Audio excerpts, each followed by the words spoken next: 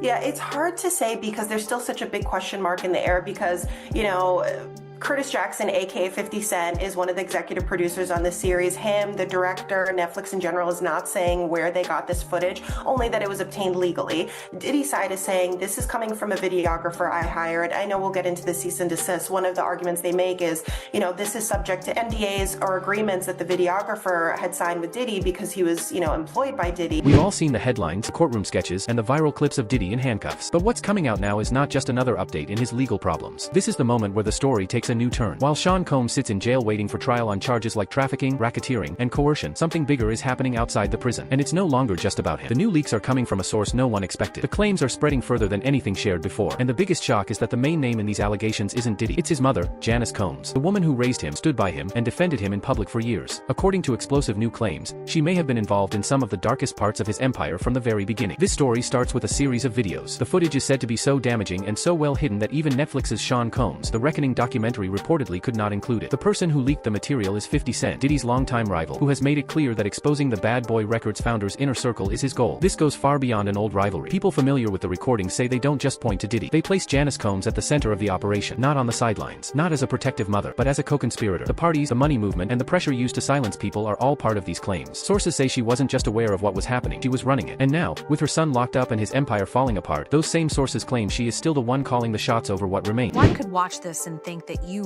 really hate Sean Combs. Why would you be thinking that? Because of the things that you post on Instagram, Yeah, because of the... Look at this. And let's stop for a second and do say that I hated him enough to hire his kids. And we've never done anything to each other. So it's just competitive energy and things that you say about other artists while you're... The timing could not be worse for Diddy. His legal team is under pressure. His assets are frozen, and reports say the FBI has been paying closer attention to Janice Combs in recent weeks. Court filings from Kirk Burrows, the co-founder of Bad Boy Entertainment, describe a woman who allegedly played a key role in stealing his 25% share of the label back in 1996. That move, he claims, left him broke, homeless, and shut out of the music industry. Burrows' lawsuit doesn't only accuse Diddy of using a baseball bat to force him to sign paperwork. It also claims that Janice Combs was the real planner behind the fraud. According to the filing, she kept a clean public image while quietly tearing down his career piece by piece. And this is not the only case like it. Former insiders, including label executives and security staff, have started to speak out. They describe Janice as the hidden force behind many of the most controversial moves, from money takeovers to the now infamous white parties that sit at the center of several lawsuits today.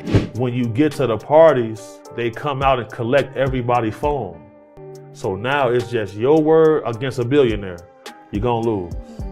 What makes this so shocking isn't just the claim, but the pattern behind it. Diddy's fall has been blamed on his own actions, but new details suggest something more planned. Janice wasn't only his mother, she acted as his strategist. If the leaks are true, she didn't just know about the alleged crimes, she helped keep them hidden. When Diddy was arrested in September 2024, the industry was stunned. But Janice didn't respond like a heartbroken parent. Instead, through her lawyer, she released a calm and careful statement. She called the claims a public lynching, while admitting her son may not have been fully honest. That's not the voice of grief. It's the voice of someone who knows what's at risk and what could still come out. He cornered me.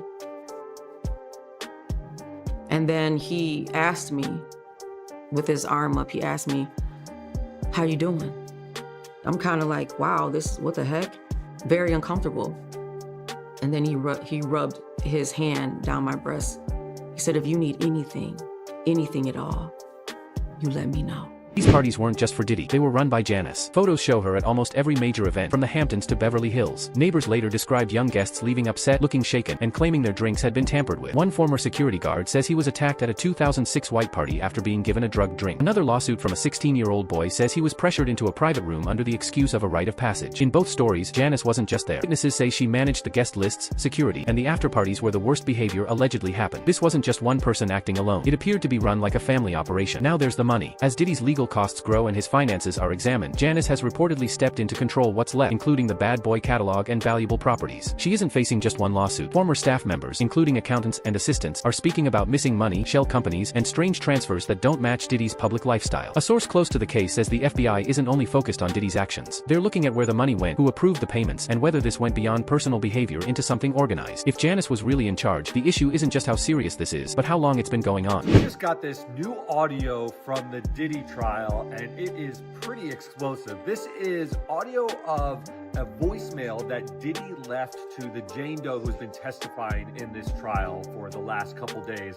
and he sounds really annoyed. He's talking about her maybe giving him the silent treatment, and his response is, I got a busy life. I can't be dealing with your silent treatment. And there's also the mental pressure behind it all. Janice's public support of Diddy has always been tightly controlled. In October 2024, she admitted her son may not have been fully honest about his violent past, but blamed it on poor memory, not bad intent. She denied the accusations while still admitting his flaws, a careful mix of denial and image control. Behind closed doors, insiders describe something much darker. Former bad boy artists, including Day 26 and Donady Kane, have spoken about a culture of fear at the label. In a tearful Vlad TV interview, Quinn Mosley said he woke up confused in a basement room and realized he had been filmed without consent. His story wasn't only about Diddy. It pointed to an atmosphere Janice allegedly helped create, where loyalty was forced through fear and speaking out meant being cut off. The most disturbing part involves emails. Several sources claim there were messages between Janice and key people around Diddy. These emails allegedly used coded language and discussed how to deal with problems. Quay Mosley broke down on camera while talking about one email so frightening that the group couldn't repeat its contents. Diddy's lawyers say these claims are made up, but the pattern keeps repeating. Whenever trouble appears, Janice's name is close by. Now the focus is shifting. With Diddy's trial expected in May 2025, investigators aren't just looking at him. They're examining the entire Combs family operation. Janice is no longer seen as just a witness. She's a possible target. The recent leaks from 50 Cent don't seem random. They appear planned to apply pressure. Because if authorities prove Janice wasn't only Diddy's mother but an active partner, the impact goes far beyond one courtroom. This isn't just about one man falling. It's about an empire built on secrecy, control, and a woman who was never just in the background. Same kind of extortion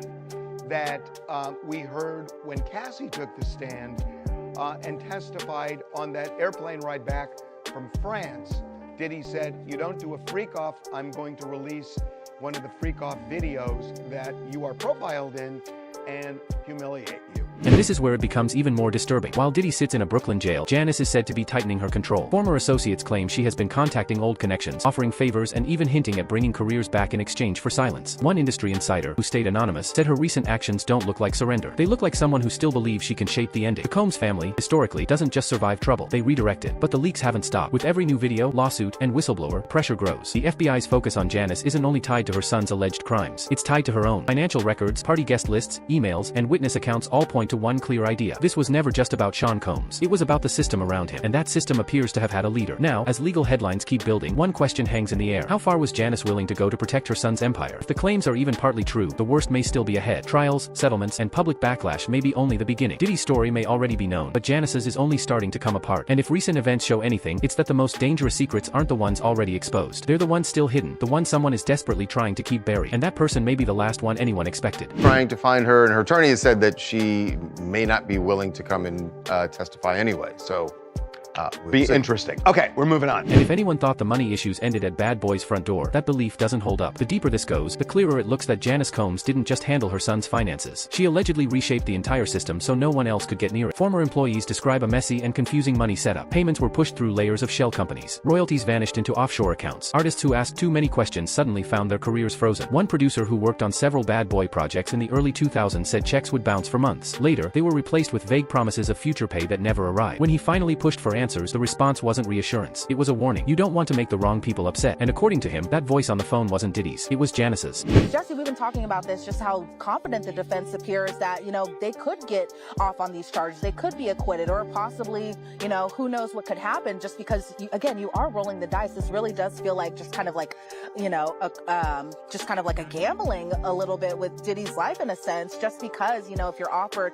maybe X amount of time versus this huge amount of time, which could be. Then there's the missing 25%. Kirk Burroughs' lawsuit isn't old news anymore. It matters right now. He claims Janice illegally took his share of Bad Boy in 1996, and that claim is gaining attention as forensic auditors review the label's finances. According to sources, they aren't finding simple mistakes. They're seeing money transfers that don't add up, signatures that don't match, and contracts that appear to have been changed later. Burroughs may have been the first to sue, but others are lining up. 3 former executives say they're preparing their own cases. They're all asking the same thing. Where did the money go, and who approved it? Insiders say the trail leads to a web of holding companies with names that don't clearly link back to the Combs family. One example is a Delaware firm called Urban Legacy Holdings. It's tied to several all-cash property purchases, including a $7 million mansion in Atlanta. Even though it was owned on paper by a shell company, many people knew it as Janice's second home. Records show it was bought in 2003, the same year Diddy's legal problems began after a nightclub shooting. Is that a coincidence? Maybe. But when you line it up with Burroughs' claims that Janice was taking control, the story looks much darker. If assets were being quietly moved, the real question is what else was shifted while her son's empire was under pressure. A very lenient sentence. So what they're asking for is this. They are saying, look, he was found not guilty on all the serious charges: racketeering, fraud, force, coercion. All of those found not guilty. He wasn't charged with but it was part of the force issue. The only thing he's left with is the Mann Act, which is taking a prostitute across state lines and paying them for. And then there's the silence. Not silence from loyalty, but silence forced by legal threats and strict NDAs that kept people quiet for years. Reports say at least 6 settlements were paid to bad boy employees over time, all tied to money issues. Every deal came with the same rule. No one could talk about Janice's role. One former accountant who worked there in 2005 said he was called into a meeting with Janice herself. He claims she slid a check across the table, enough to buy a house, along with a single document. Sign this, and this is over, she allegedly said. The paper was a blanket NDA that banned him from ever discussing the label's finances. He took the money, but he kept a copy. Now, with the FBI involved, that document could be extremely damaging, and it didn't stop at the record label. Sources say Janice was deeply involved in Diddy's biggest side businesses too, from the Sean John clothing brand to the Ciroc deal that made hundreds of millions. Industry insiders say she negotiated the back-end deals, making sure real control stayed within the family. When questions came up, like the sudden loss of $2 million from a 2008 Sean John licensing deal, Janice stepped in, not with open records, but with quiet phone calls, first to the auditor, then to the lawyer, and finally, a settlement that made the issue disappear. They never would have prosecuted him if it was just a Mann Act. They prosecuted him on all these other things, and they did find him guilty of this, so that still counts. The jurors don't always get it right. We don't have to agree with their decision. I just don't know because I wasn't sitting in the courtroom, and you got to see the witnesses. Why didn't they believe Cassie? Why didn't they believe James? What's frightening isn't only the alleged fraud, it's how carefully it was done. While Diddy stayed in front, Janice was allegedly planning ahead. In 2016, when rumors about his behavior started spreading, Diddy moved ownership of major properties, including his Beverly Hills mansion, into a trust. Janice was named trustee. This happened just months before the first accusers spoke out. Legal experts say this is a common way to protect assets from future lawsuits. Then in 2023, the trust was changed again, adding Janice's name to a Miami penthouse. The message was clear. She wasn't just guarding the money. She was making sure the empire survived, with her in control. There are also the careers that allegedly ended after crossing the Combs family. Not just boroughs, but artists, producers, and executives who suddenly couldn't work again. Mark Pitts, a former bad boy A&R, sued the label in 2001 over unpaid royalties. His case was thrown out, and sources say Janice used industry pressure to make sure he never worked in music again. Then there's Carissa Carlette Rios, a singer signed in the late 90s. She said she was pushed into giving up her publishing rights. Her album was shelved, her deal cancelled, and when she tried to speak publicly, she faced a harsh defamation lawsuit. The person who filed it wasn't Diddy, it was Janice. It's probably leaning towards guilt. Now, on the racketeering, I agree with you that the predicate acts may be found, but that's not all they need. There's an ultimate question. The first question on the jury verdict form is, do you find him guilty or not guilty of racketeering? Before you even get to the predicate acts, which you only get to if you find guilt, they could just be hung up on that question and say, this guy's not Tony Soprano.